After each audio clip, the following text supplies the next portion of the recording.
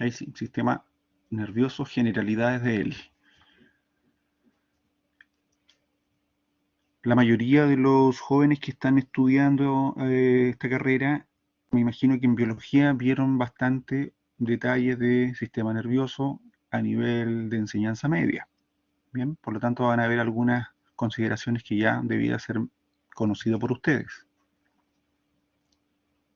Lo primero es del sistema nervioso dar un pequeño comentario biológico, no solo anatómico, que de alguna forma tiene que comprenderse como uno de los sistemas mucho más avanzados, evolutivamente desarrollados en la especie humana, y que es el que nos permite integrarnos con el entorno y con nuestro propio medio interno.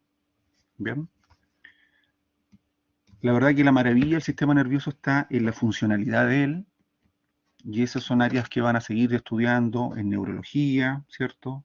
En áreas de psiquiatría y cursos superiores. Así que desde el punto de vista estructural anatómico, si bien hay muchas estructuras, también es bastante simple la clasificación y la ordenación de él. Cuando ingresemos a región de cráneo y cara, obviamente vamos a hablar de parte de él y se le van a ir dando algunas consideraciones funcionales a las estructuras que vamos a ir revisando. ¿Bien? Como estamos en las generalidades, primero que nada hacemos menciones como está en esta diapositiva.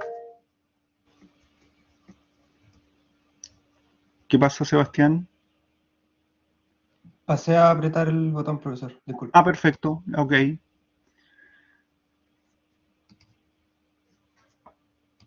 Díganme si se ve este indicador que tengo acá.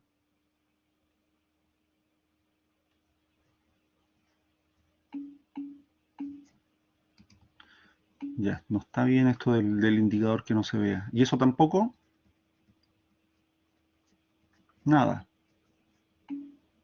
Ya. En todo caso, gran parte va a ser descripción teórica y de estructuras, ¿ya? Si hay algo más puntual voy a irles dibujando para que no tengan dudas. Si ven esta diapositiva, lo que se proyecta ahí es un poco uno de los criterios usados para clasificar el sistema nervioso. Lo que está mencionado allí es un criterio fundamentalmente anatómico, ¿bien? Y el criterio anatómico dice que tenemos un sistema que está ubicado en relación al plano medio del cuerpo, acuérdense de la primera clase, plano medio, y que por lo tanto todas aquellas estructuras se denominan formando parte del sistema nervioso central. ¿Bien? ¿Qué estructuras son contempladas en eso? La parte superior que está contenida adentro del cráneo, como lo vemos en esa imagen, donde está el cerebro, está el cerebelo y el tronco encefálico, y hacia abajo por la columna vertebral, entre los forámenes, ¿cierto?, que generan el conducto raquídeo, tenemos a nuestra médula espinal. Por lo tanto, al decir que está formado por el encéfalo, que son esas tres estructuras, y la médula espinal, estamos hablando de un criterio anatómico o morfológico. ¿Bien?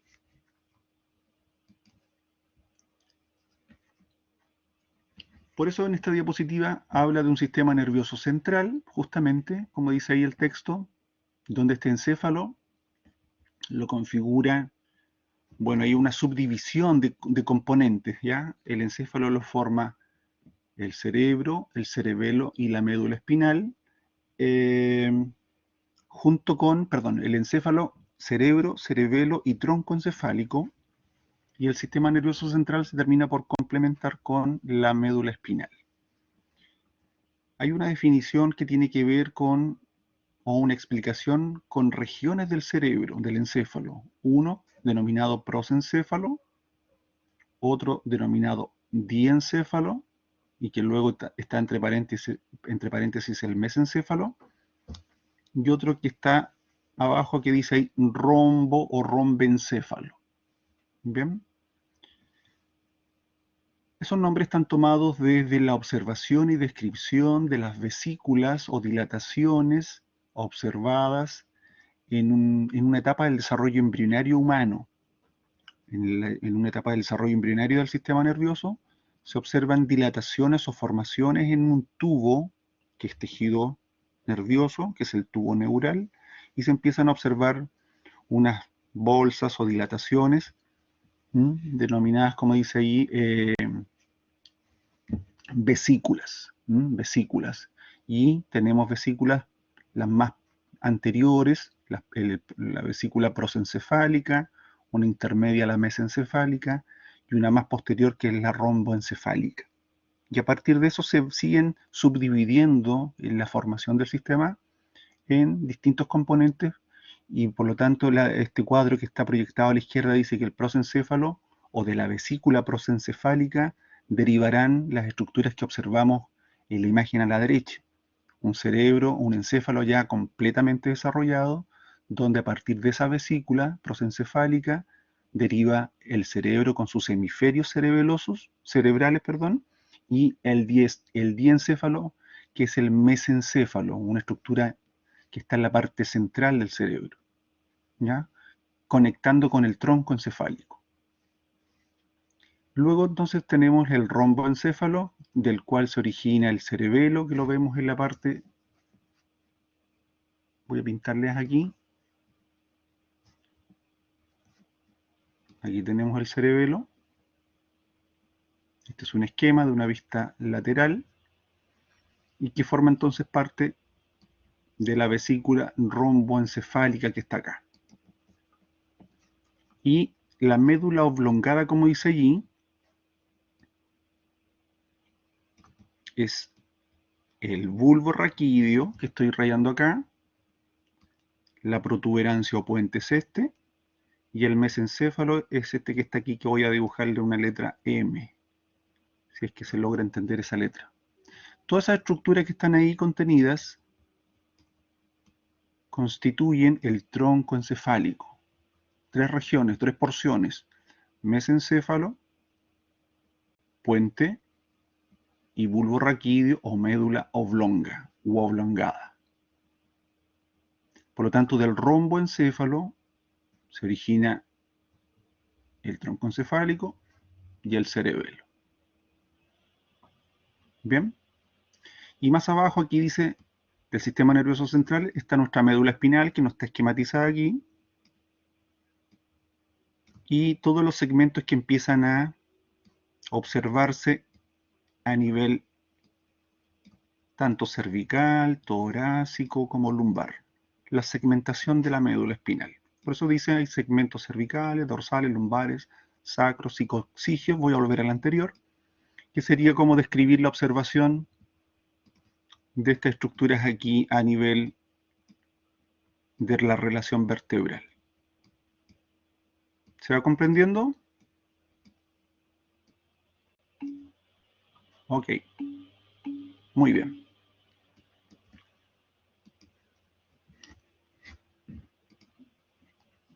Y por lo tanto, cuando hablamos del sistema nervioso central, que es un criterio anatómico, ya dijimos que son aquellas estructuras, aquí tenemos a la derecha una esquematización, ¿cierto?, del cerebro, cerebelo, y de la médula espinal hacia abajo. Como están ubicados en el plano medio corporal, forman parte del central, y todas aquellas estructuras que empiecen a alejarse de él, como son estos nervios raquídeos que están esquematizados aquí, empiezan a conformar el sistema nervioso periférico. Y no es nada más que una descripción anatómica, ¿ya? No es que cambie su funcionalidad o su conexión, al contrario, esto siempre está conectado como una unidad funcional.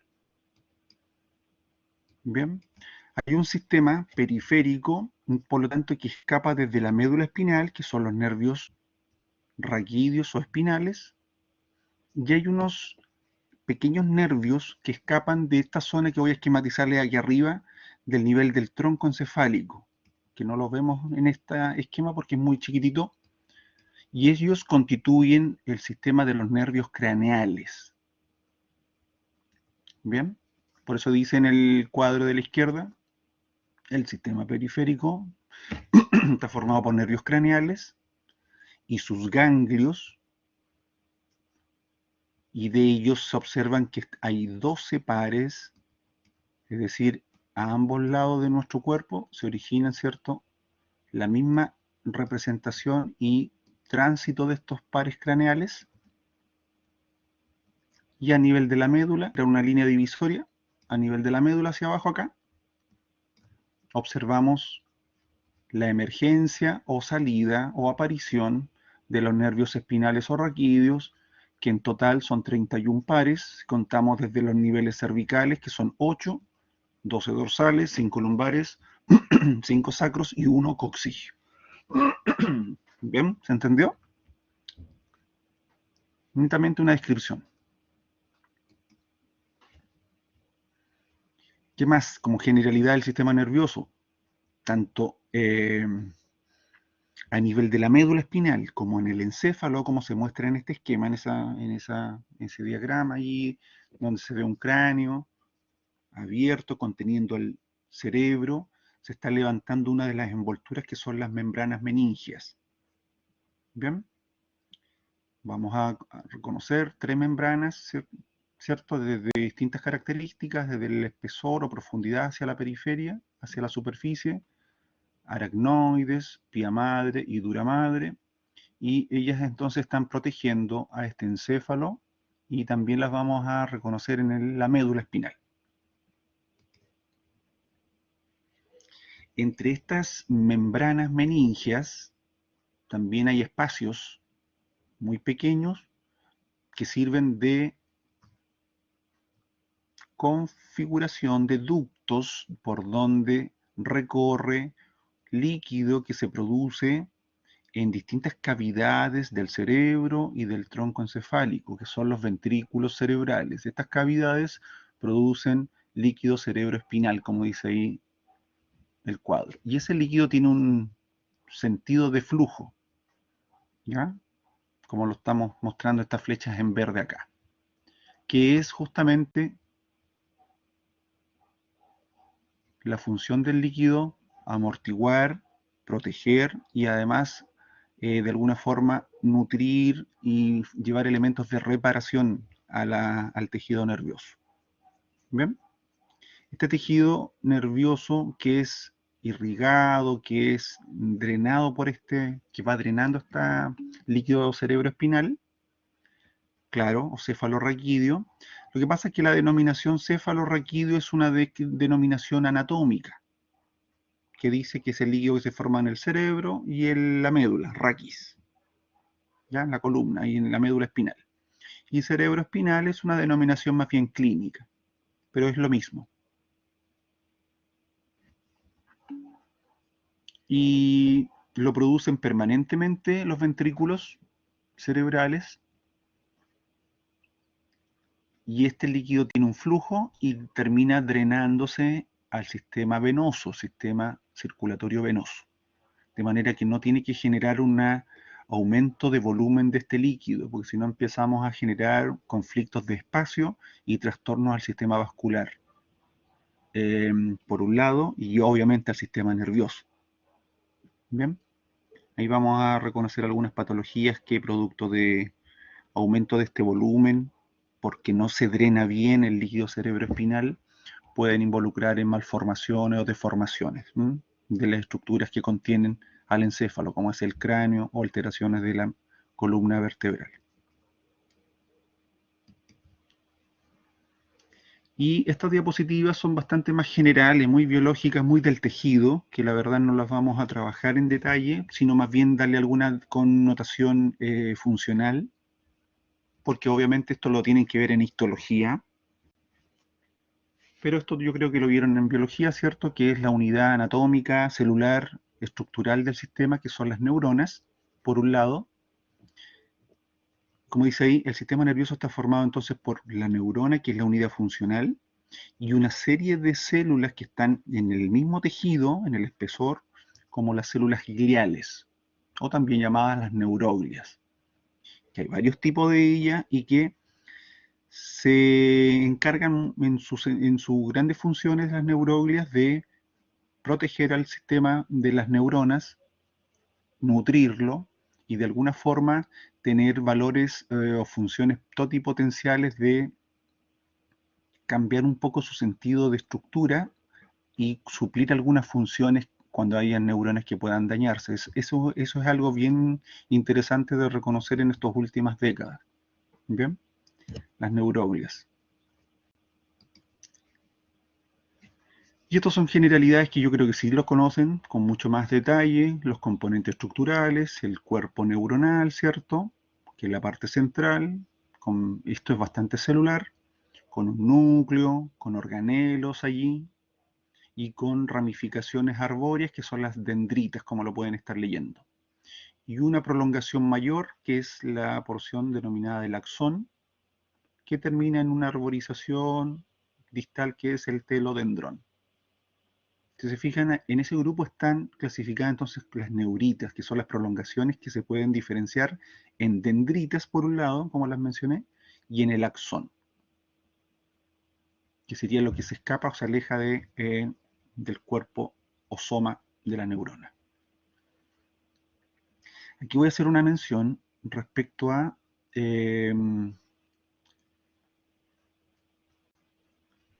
cómo macroscópicamente nosotros vamos a hablar lo vamos a desarrollar con más detalle cuando toquemos el sistema nervioso, ¿ya? Vamos a hablar de sustancia gris, sustancia blanca, pero para ello y entenderlo es importante conocer la estructura celular, ¿ya? Los cuerpos neuronales se van a diferenciar estructuralmente generando vistas o sí, aspectos macroscópicos distintos a lo que generan los axones, por ejemplo, ¿bien? Y cuando nosotros hablamos de sustancia gris en general, tenemos que asociar que hay muchos cuerpos neuronales y sustancia blanca, muchos axones o fibras de conexión o de tránsito de información. Bien, de la misma forma, estas agrupaciones de cuerpos o somas neuronales, cuando hablamos que las observamos en el sistema nervioso central, vamos a decir que allí hablamos de núcleos. Y cuando queremos describir agrupaciones de cuerpos neuronales en el sistema periférico, vamos a hablar de ganglios. ¿Bien? Es un poco porque el lenguaje de repente tiene que facilitarnos el aprendizaje y no complicarlo, pero entender que esa clasificación que permite comprender cómo están organizadas, tanto en el periférico como en el central, se refiere nada más que a la organización o presencia de cuerpos neuronales. Para repetir, los cuerpos neuronales que podemos observar agrupados y que configuran, ¿cierto? Zonas observadas de sustancia gris en el sistema nervioso central son denominados en neuroanatomía como núcleos. Núcleos. Y las organizaciones de sustancia gris, que ya vamos comprendiendo que son cuerpos neuronales, observadas en el sistema periférico, los vamos a denominarle ganglios. ¿Ok, Alonso? Muy bien.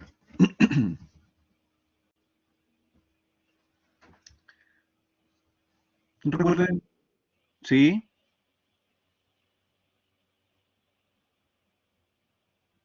¿Pregunta? ¿No?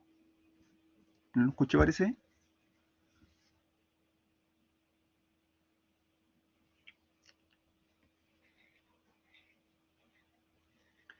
Ya, continúo. Ustedes tienen que haber visto, ¿cierto? Esta descripción de lo que es en definitiva el impulso nervioso, ¿cierto? El impulso nervioso se trata de explicar como una onda de despolarización de membrana, y para ello tenemos que comprender que la despolarización es porque previamente hay una polarización electrotónica de la membrana y que bajo un estímulo se genera un influjo y cambio de potenciales. ¿Sí? Cuando se va experimentando ese cambio de potencial, que se puede ir midiendo como lo muestra esta diapositiva, hablamos entonces de un potencial de acción.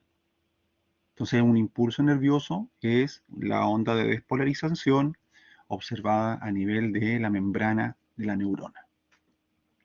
Y que llega a un punto donde ese potencial de acción, esta onda de despolarización, debe generar el mismo fenómeno en la membrana de la neurona adyacente. Y para ello nos encontramos entonces con la presencia del telodendrón o botón terminal, donde se observa la sinapsis, que no es nada más que la zona de interacción química fundamentalmente, pero también vamos a reconocer otro tipo de sinapsis, que logra generar ese mismo potencial de acción, onda de despolarización de membrana, a la neurona siguiente.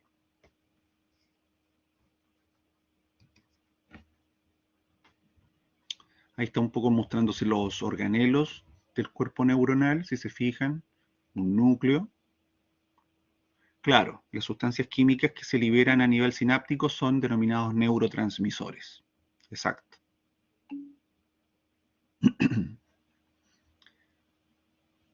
Si se fijan, esto tiene la misma configuración de una célula clásica con un cuerpo, en este caso central, un núcleo, perdón, central, un nucleolo, un aparato de Golgi y los retículos endoplásmicos, endoplasmático rugoso y mucha acción de mitocondrias también. Y luego se está esquematizando ahí fibras o neurotúbulos y neurofilamentos, que son los que permiten facilitar este flujo unidireccional hacia el axón.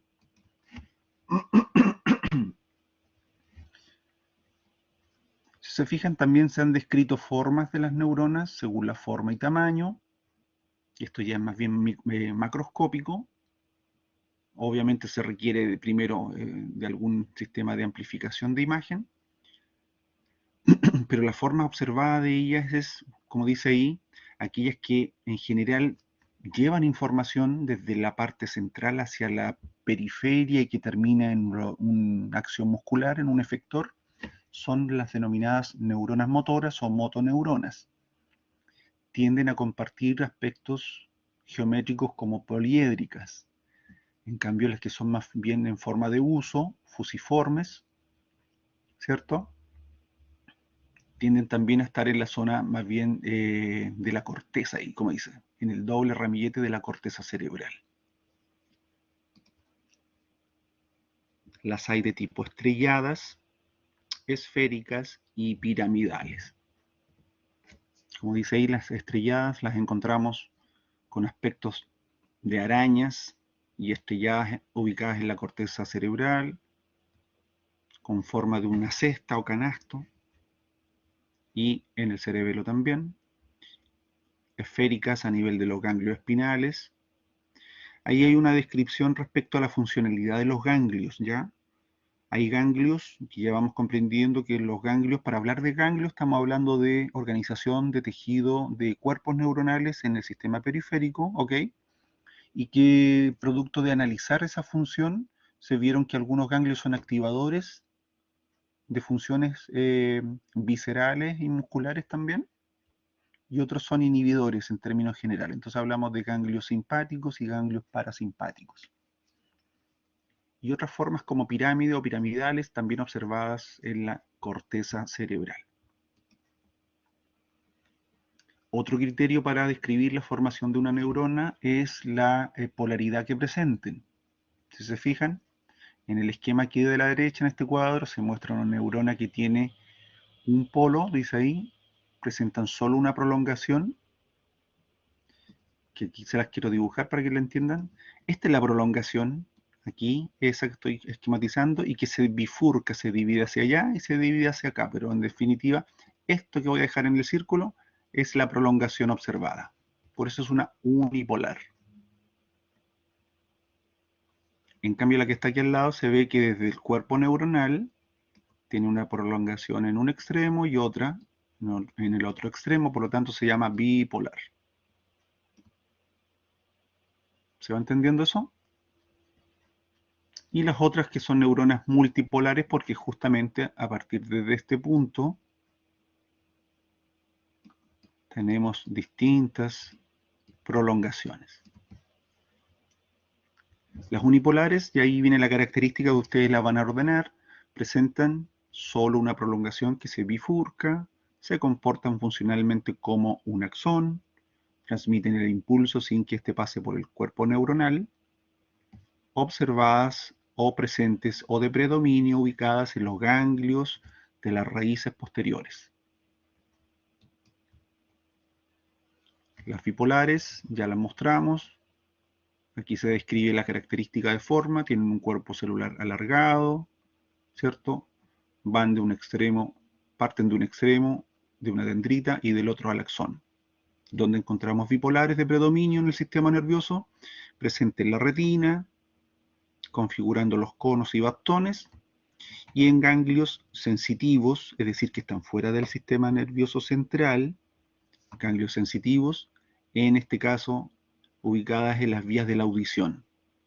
Por eso hablamos de coclear y de equilibrio vestibular. Y también formando parte del epitelio olfatorio. Ahí tenemos entonces células bipolares. Aquí tenemos más información, las multipolares, ¿cierto? Las pseudo-uni o pseudo-monopolares, que es como la falsa unipolar, monopolar, dice tienen un cuerpo celular, tienen una sola dendrita o neurita, y esta se divide a corta distancia del cuerpo celular en dos ramas, una periférica y una central. ¿Ya? Y las anaxónicas, que es otro de los criterios que observamos, o se clasifican de acuerdo a lo observado en polaridad, no se distinguen las dendritas de los axones. Son pequeñas y se observan o se han visto presentes en el cerebro y algunos órganos especiales de los sentidos.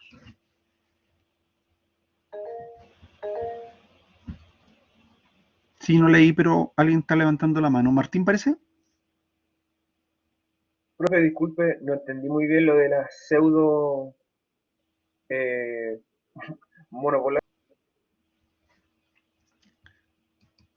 Lo que pasa es que si comprendió lo que son las unipolares,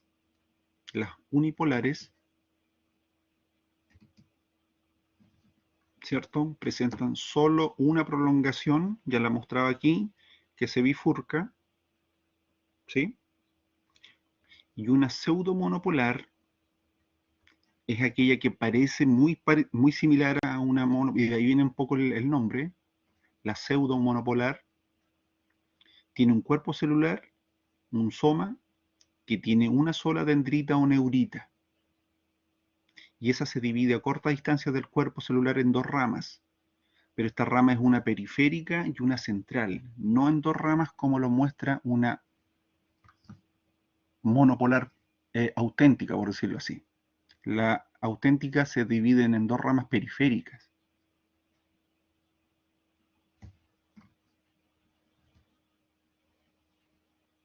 ¿Te escuchó eso, Sebastián?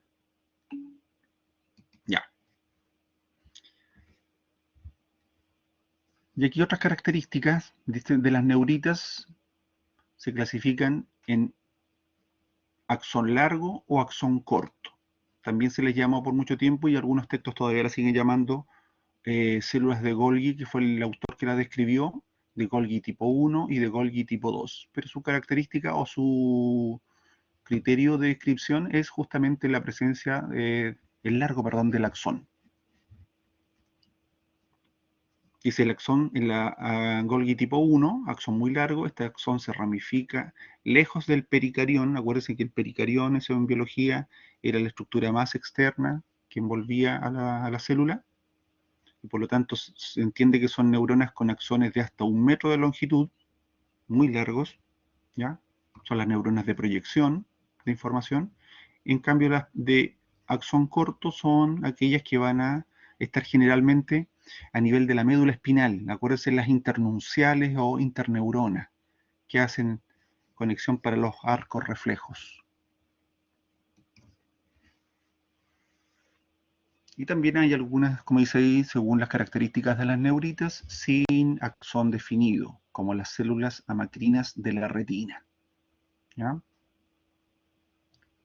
No es que no conduzcan, pero sí su axón está no definido y se entiende que actúan como bloques como redes conjuntas de transmisión de impulsos.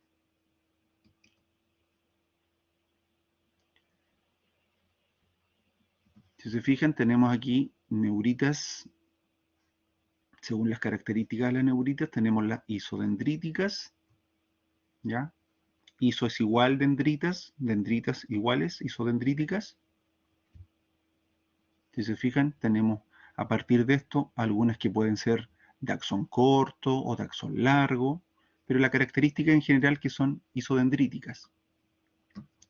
Dice ahí con dendritas rectilíneas que se ramifican de modo que las ramas hijas son más largas que las madres, ¿ya?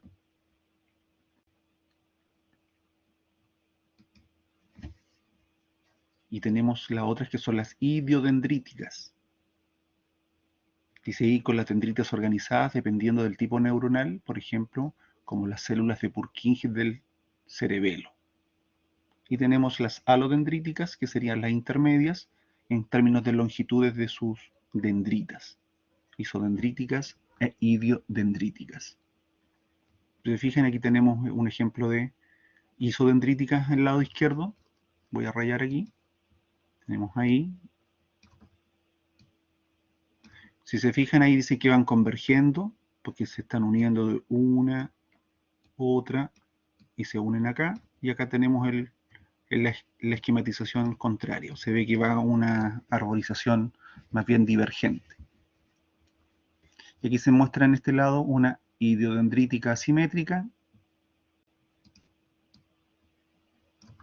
donde tenemos dos que se observa mayor longitud que las que están acá abajo. En cambio aquí tenemos una idiodendrítica porque es bastante más larga, pero está más armónica o más simétrica con lo que se proyecta hacia acá.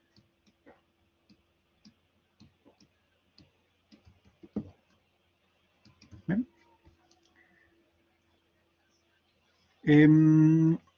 Bueno, la sinapsis yo creo que ya ahí debiéramos pasarlo bastante más rápido, ustedes lo deben comprender, ¿cierto? Es la interrelación más bien funcional, la zona de intercambio, unión entre los terminales axonales de las neuronas. Por lo tanto, hablamos de una membrana presináptica, que sería esta que está aquí arriba, que es la que experimenta la liberación de las vesículas del bulbo terminal, que están aquí, y las libera al espacio sináptico. Y se espera que esos actúen en la membrana postsináptica y configuren un potencial de acción. Como lo ven allí, como preguntaron hace poco, hablamos entonces de la presencia de estos neurotransmisores, cuya característica, dice ahí, ¿qué son? Moléculas que se liberan en los axones terminales. Tenemos por un lado neurotransmisores, pero también, ojo, se liberan sustancias que modulan, ¿ya? Modulan, ¿qué significa moduladores o neuromoduladores? Primero, el neurotransmisor va a provocar el potencial de acción, la onda de despolarización. Se caracterizan los neurotransmisores por tener acción local y rápida sobre la membrana postsináptica. Los neuromoduladores lo que hacen de alguna forma es generar un control de la intensidad de la onda de despolarización, ¿ya? Por eso ahí dice ahí, regulan la respuesta neuronal. Pero son incapaces de llevar a cabo la neurotransmisión. Y finalmente también se liberan hormonas, las neurohormonas. Producto entonces de esta onda de despolarización se liberan las hormonas. Claro, Alonso. Y los neurotransmisores se tienen que degradar en el espacio sináptico y algunos se tienen que volver a guardar y recaptar en vesículas para la economía. ¿Ok? Hasta ahí estamos hablando de cosas de biología, ¿cierto?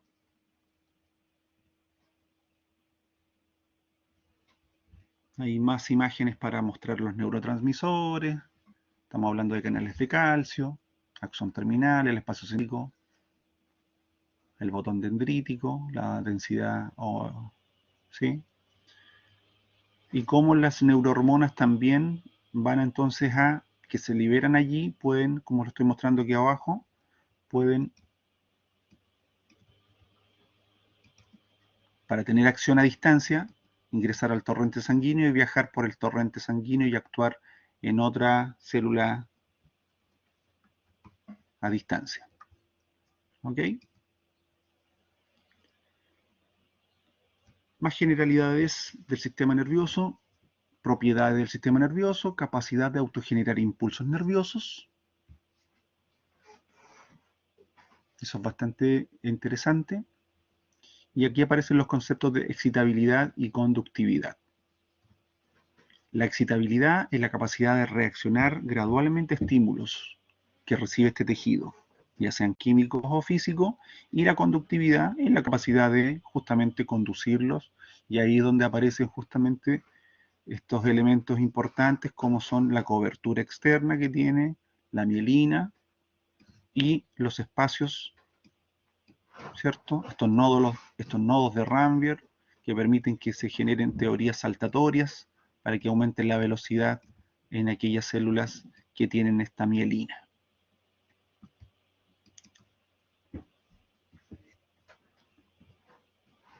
Por lo tanto, los receptores o transductores, que son estructuras especializadas.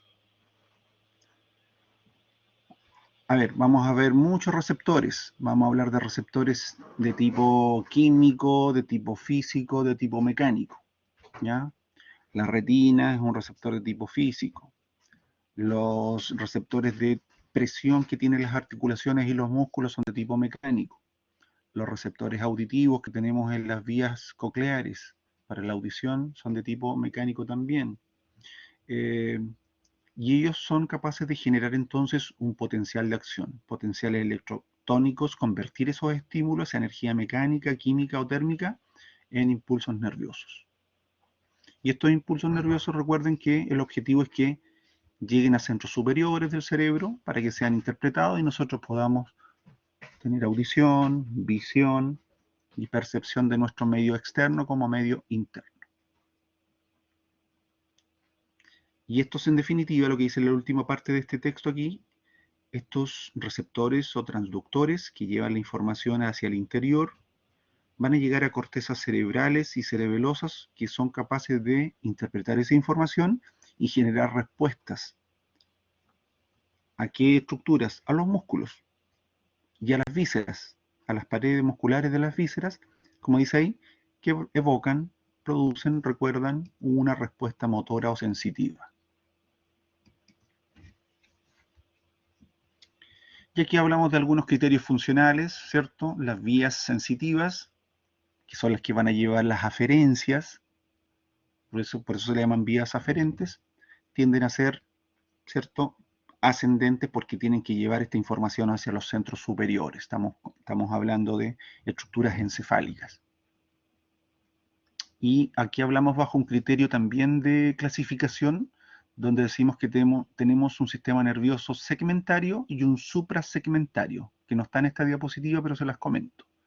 Aquí, si hablamos de los centros suprasegmentarios, estamos hablando de los que están en el encéfalo. Vamos a comprender el cerebro, sus hemisferios y las distintas áreas de los que están en el hemisferio. Vamos a hablar como centros suprasegmentarios, algunos núcleos que están en la base cerebral, otros que pueden estar en el cerebelo, y los segmentarios, que no están en esta diapositiva, son aquellos centros observados a nivel medular. Tendríamos que esquematizarlo de aquí hacia abajo. Entonces tenemos vías ascendentes que primero toman la información en la periferia, ingresan a un centro segmentario a nivel medular y viajan como lo está mostrando este esquema acá. Una terminación sensitiva que ingresó por una vía aferente. Las vías aferentes tienden a ingresar siempre por las raíces posteriores, decusan, cambian de dirección y van hacia arriba. Y obviamente las motoras o descendentes hacen el tránsito de retorno desde un centro segmentario hacia un efector, que es lo que se está mostrando acá. En un 85% las vías motoras decusan a nivel de las pirámides vulvares y por lo tanto hay un control de predominio contralateral del cuerpo de un lado con la influencia del hemisferio del otro lado, cerebral. ¿ya? Y van a provocar entonces la contracción de músculos y musculatura tanto motora, voluntaria, como musculatura involuntaria, ¿ya? Como dice ahí, glándulas y músculos. Aquí estamos mostrando ya un poco lo mismo, más esquemas. También ustedes tienen que haber visto alguna vez este concepto del hombre pequeño, el homúnculo motor o sensitivo, que es la forma de interpretar las áreas funcionales que están en la corteza cerebral, tanto motora como sensitiva, y que llevan la información, si estamos hablando de motoras, ¿cierto? Vean cómo hay una gran área de la corteza motora, que está más bien en la parte lateral e inferior del cerebro, pero es una gran área encargada de la motilidad del rostro, de la cara, y la mano también, y un área mucho menos representada, más pequeña, para regiones más de segmentos largos, de miembros superiores e inferiores. ¿Sí? Estos son los homúnculos sensitivos y motor. Y para ir terminando estas generalidades, hablamos de criterios de clasificación del sistema nervioso. Ya hemos hablado del anatómico. Hay otro que es de tipo embriológico, otro segmentario y otro funcional. Vamos a dar una pincelada rapidita a ello. Aquí está explicitado nuevamente el sistema, el criterio de clasificación del sistema nervioso desde el punto de vista anatómico, donde reconocemos al sistema nervioso central con el encéfalo, que está formado por el hemisferios cerebrales, cerebelo y tronco encefálico y su médula espinal, y el periférico con los nervios craneales y los nervios espinales. Hasta ahí se va comprendiendo, ¿cierto? ¿No hay dudas? Bien. ¿Qué más? Siguiente diapositiva.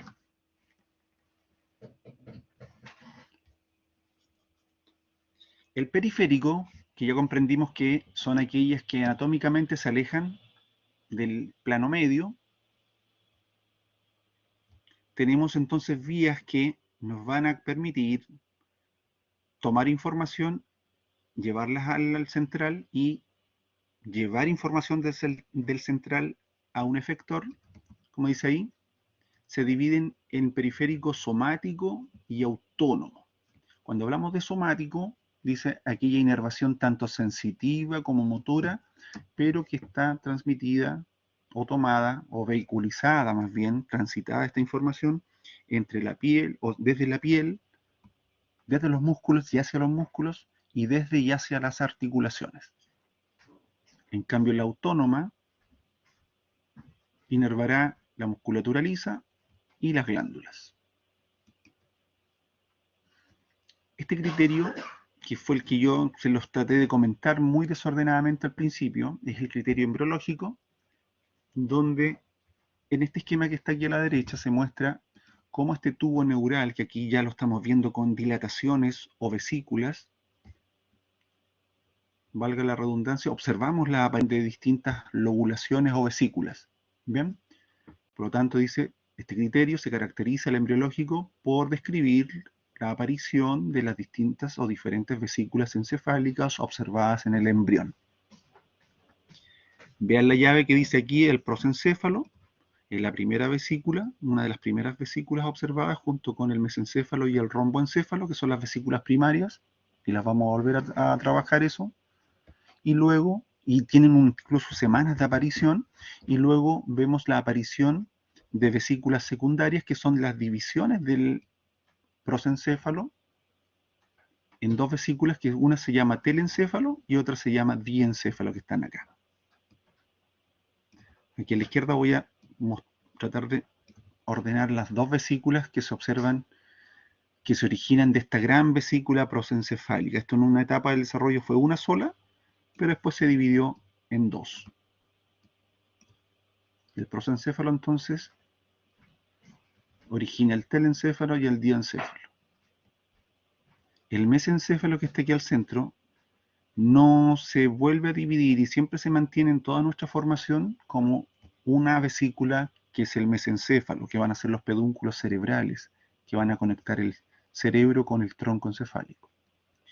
Y de la tercera vesícula primaria, que es el romboencéfalo que está mencionado acá, después de una semana se ve que se divide en dos vesículas secundarias, que son el metencéfalo y el mielencéfalo. Entonces, este es un criterio embriológico de clasificar. Otro criterio de clasificación es el que ya también lo mencioné, es decir, que tenemos un sistema nervioso segmentario y un suprasegmentario. El sistema nervioso segmentario comprende el tronco, voy a trazar una línea divisoria aquí, comprende el tronco encefálico con su mesencéfalo, puente y bulbo raquídeo, y el suprasegmentario comprende cerebro y cerebelo. Y lo funcional, eso ya lo han visto en biología, ¿cierto? Es netamente a cómo se mide lo que hacen las vesículas, perdón, los núcleos y los ganglios, tanto, quiero decir entonces, lo que está ubicado en el sistema central, como en el periférico, respecto a si son activadores de funciones o inhibidores de funciones. Y en ese sentido, a ver si logro borrar aquí. No sé por qué no me da la manito para borrar esta vez. Parece que acá tengo para borrar.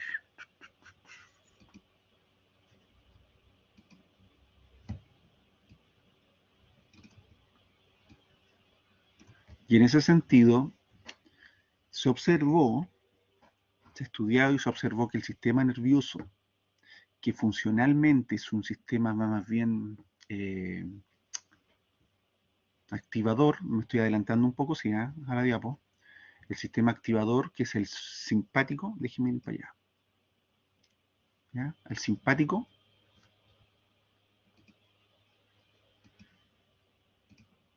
no, lápiz,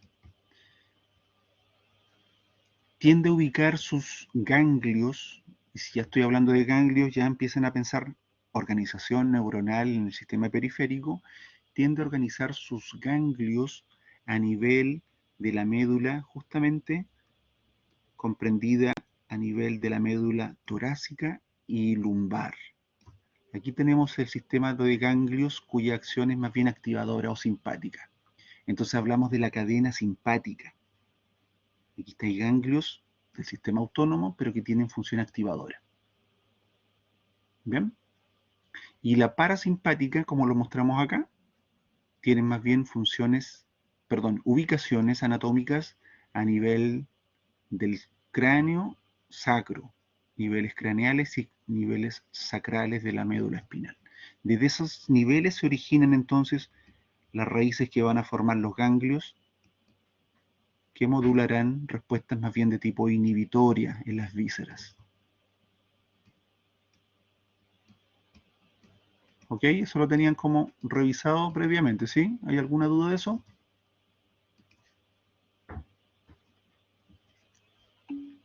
Muy bien, que no, qué bueno que no. Ya. Y aquí hay consideraciones de texto nada más. Miren, dice ahí sistema nervioso autónomo, es aquel cierta porción del sistema nervioso que regula funciones viscerales del organismo, mantienen el medio interno, el equilibrio o constancia del medio interno, es capaz del control y de la voluntad de la conciencia y posee centros y vías nerviosas propias que controlan justamente grado de contracción muscular de los vasos que están en, de la musculatura, perdón, que está en los vasos arteriales y venosos, por lo tanto regula la presión arterial fundamentalmente, controla el movimiento y secreción gastrointestinal, musculatura involuntaria, voluntaria e involuntaria de la vejiga, generalmente involuntaria, sudoración, temperatura corporal, etcétera. ¿Ok? Y ahí funcionalmente lo dividimos en un activador y un inhibitorio, ¿ya? Un simpático y un parasimpático.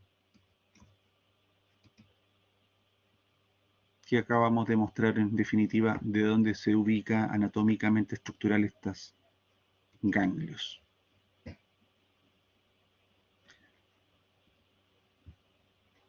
También en el sistema autónomo, para poder hacer este tipo de diferenciación, ¿ya?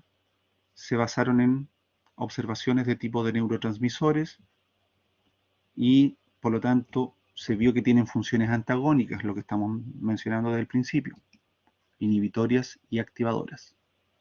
¿Ya? Si se fijan, el simpático en este esquema, que está a la izquierda, ambos están alejados del central, por eso se ven hacia abajo proyectadas las líneas, hacen una sinapsis en la neurona que está en el ganglio. Ese ganglio está a distancia, es decir, está en el periférico, pero los simpáticos, ese ganglio simpático, su neurotransmisor es acetilcolina. ¿Bien? Y vean que se libera en el efector la noradrenalina. En cambio, en el parasimpático se observó que el ganglio parasimpático, que también libera acetilcolina, finalmente al llegar al efector, libera la misma acetilcolina. Y ahí hay una diferenciación entonces de por qué se explicó químicamente por qué es un activador y un inhibidor, uno u otro. ¿Ya? Y hay ejemplos donde estos sistemas actúan, ¿cierto?, estimulando e inhibiendo funciones. ¿Ya? Eso es bastante fisiológico y lo van a ver con mucho más detalle. Otro esquema para mostrar estructuralmente la organización de los ganglios simpáticos a nivel, vuelvo a repetir, toracolumbar, y lo parasimpático a nivel cráneo sacral. Y qué vísceras están controlando desde el punto de vista inhibitorio fundamentalmente. Y aquí hay una diapa para que la lean y la memoricen y se la aprendan. ¿Ya? En términos generales, no exclusivos, no únicos, siempre el simpático es un activador, pero también hay inhibitorios, como lo estamos leyendo aquí, que inhibe la salivación del simpático. ¿Ok?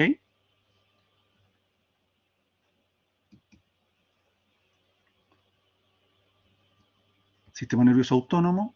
Los centros vegetativos se encuentran en el sistema central, es decir, centros que controlan. No, el por qué más bien no es la pregunta. Es casi la respuesta sería porque la naturaleza lo dio así, ¿ya? Es decir, porque en definitiva uno empieza a interpretar la acción o el resultado de las acciones de los tejidos bajo ciertos comportamientos químicos, ¿ya? Se ha visto que voy a volver al anterior para explicarle un poco lo que estaba preguntando Alonso. ¿Por qué relaja la vejiga?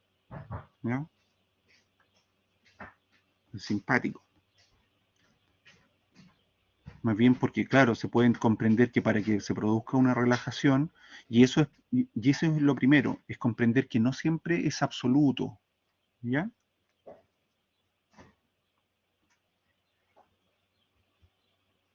Aquí se pone ahí, cuando está relajada, la vejiga no se orina.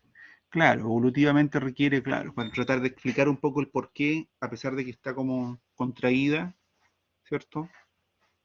Cuando se contrae, sí. Claro, es un poco la explicación, pero ¿por qué no es el parasimpático? La verdad que no, es una adaptación nada más. Por eso son hallazgos descritos y uno tiene que entender la función.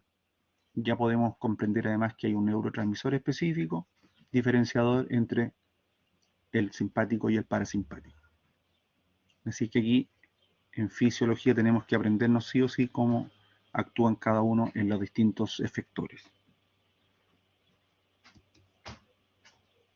Y decíamos que los centros vegetativos ubicados en el sistema nervioso central los encontramos en el diencéfalo, en el tronco y en la médula espinal.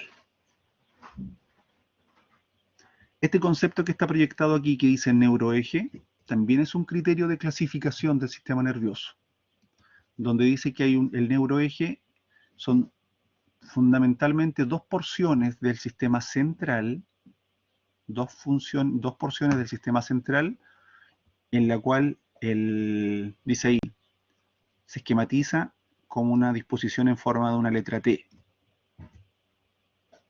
donde esta porción formaría parte del encéfalo y esta porción que estoy tirando hacia acá, la médula espinal.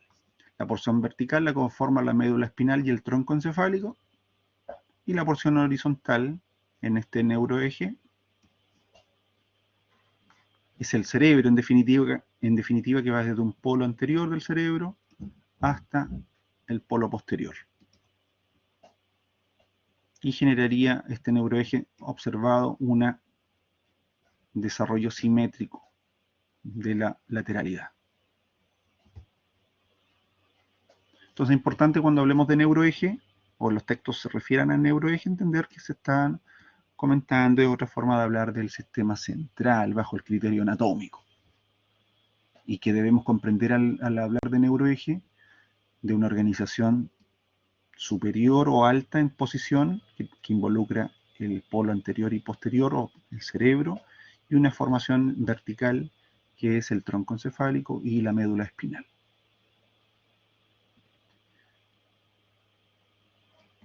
Miren qué estructura forma la sustancia gris, además de los cuerpos neuronales que les decía desde el principio.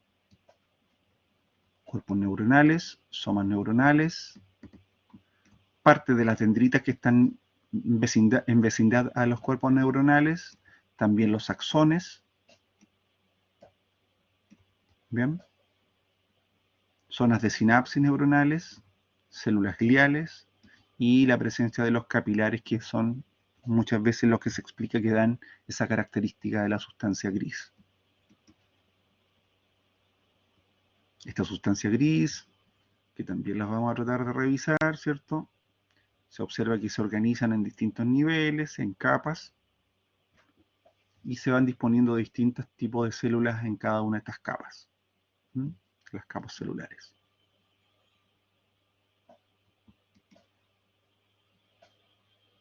Aquí tenemos algunos ejemplos de organizaciones nucleares, porque estamos hablando de sustancia gris en el sistema central.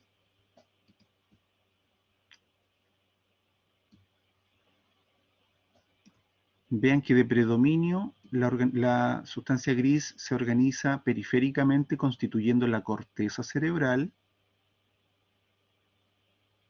y también, como dice ahí, es una capa superficial de sustancia gris ubicada en el cerebro y en el cerebelo, que no está en este esquema, y vemos agrupaciones u organizaciones de sustancia gris más interna, pudiéramos decir en el espesor de la sustancia blanca, que son los núcleos, agrupaciones neuronales con una función determinada dentro del sistema nervioso central.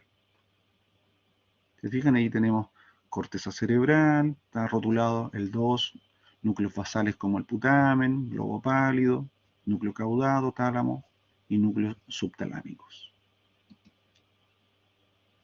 Y aquí estamos hablando ahora de la organización de sustancia gris, pero en la periferia, agrupaciones neuronales, pero que están unidas al sistema periférico, y hablamos de los ganglios neurovegetativos.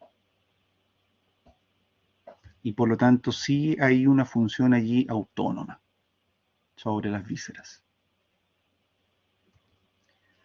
¿Qué forma la sustancia blanca en términos estructurales? Axones con mielina. Tenemos allí los neurolemocitos o las células de Schwann. Dice ahí neuroglias formadoras de mielina en el sistema periférico y que le confieren este color. Y los oligodendrocitos, neuroglias formadoras de mielina, pero en el central. Y la sustancia blanca en el sistema central, en este caso a nivel del encéfalo,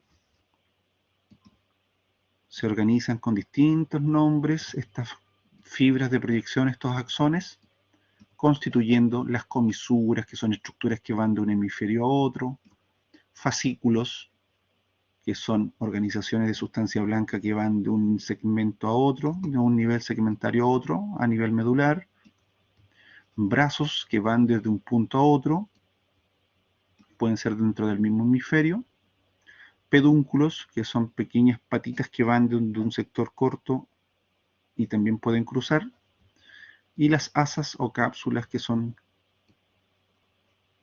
tránsito de sustancia blanca, vías de sustancia blanca que van a comunicar niveles corticales con niveles más bajos o subcorticales. Todo eso lo vamos a ir desarrollando con más detalle, ¿ya? Cuando nos toque hablar del sistema nervioso central. 1:30, 10 minutitos de descanso y ocupamos el resto de horario para hablar de generalidad del sistema vascular, la angiología. ¿Ok? Paramos la grabación para que quede separado un poco y lo volvemos a abrir a grabar en